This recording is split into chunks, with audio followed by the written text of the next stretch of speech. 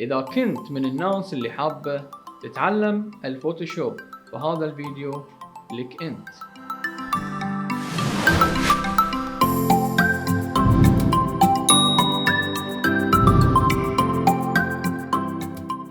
وأهلا جميعا، معكم محمد الخال، وإن شاء الله راح نقدم لكم سلسلة من دروس الفوتوشوب في دقيقة واحدة.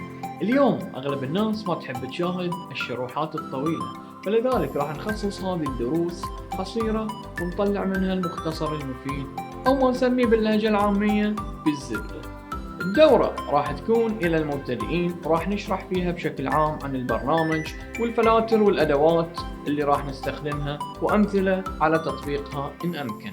ولا تنسى الاشتراك والمتابعة في مواقع التواصل الاجتماعي، وإذا عندك أي سؤال أو استفسار اكتب لي إياه أسفل الفيديو وإن شاء الله راح أجاوب عليه. وفي الختام، وما توفيقي إلا بالله، عليه توكلت وإليه أنيب. نشوفكم في المقطع الجاي.